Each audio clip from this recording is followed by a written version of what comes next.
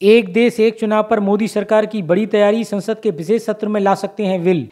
केंद्र सरकार ने 18 से 22 सितंबर तक संसद का विशेष सत्र बुलाया है, जिसमें 5 बैठकें होंगी। केंद्रीय कार्य मंत्री प्रहलाद जोशी ने गुरुवार को सोशल मीडिया पर यह जानकारी दी। इसके बाद ये अटकलें लगाई जाने लगी कि विशेष सत्र के दौरान मोदी सरकार कोई अहम बिल ला सकती है। सूत्रों के अनुसार 5 दिन तक चलने वाले संसद के विशेष सत्र में केंद्र सरकार एक देश एक चुनाव का बिल लाने की तैयारी कर रही है। वहीं बात करें चुनाव की, तो बीजेपी लंबे समय से एक देश एक चुनाव चाहती है। खुद प्रधानमंत्री नरेंद्र मोदी इसका जिक्र कर चुके हैं।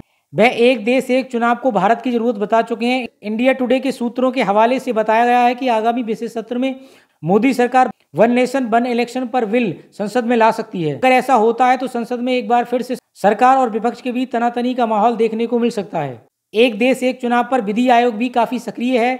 इस साल के शुरुआत में उसने विभिन्न राजनीतिक दलों से जवाब भी मांगे। आने वाले दिनों में मध्य प्रदेश, छत्तीसगढ़, राजस्थान समेत कई राज्यों में विधानसभा चुनाव होने वाले हैं। उससे पहले यदि सरकार ये बिल लेकर आती है तो यकीनन बड़ा कदम माना जाएगा। इस पर कांग्रेस समेत विपक्षी दल उसका विरोध भी कर सकते हैं। एक देश एक चुनाव के तहत लोकसभा और सभी राज्यसभा विधानसभाओं के चुनाव एक साथ ही होंगे। वहीं प्रधानमंत्री नरेंद्र मोदी कई बार एक देश एक चुनाव का जिक्र कर चुके हैं। वे एक साथ चुनाव कराने के पक्षधर हैं। कुछ साल पहले उन्होंने इसको लेकर सर्वदलीय बैठक भी बुलाई थी। हालांकि तब भी राजनीतिक दलों की राय अलग अलग थी।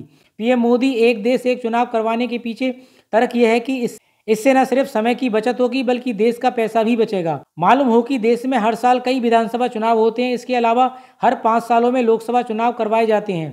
ऐसे में बीजेपी का तर्क यह है कि यदि इन चुनावों को एक साथ करवाया जाता है तो पैसे और समय की बचत होगी। केंद्र सरकार ने अमृतकाल के बीच 18 से 22 सितंबर तक संसद का विशेष सत्र बुलाया है, जिसमें 5 बैठकें होंगी। संसदीय कार्य मंत्री प्रहलाद जोशी ने सोशल मीडिया पर अपने पोस्ट में कहा, 18 से 22 सितंबर को बुलाया गया है। संसद के इस विशेष सत्र के एजेंडे के बारे में आधिकारिक तौर पर अभी कुछ कहा नहीं जा सकता।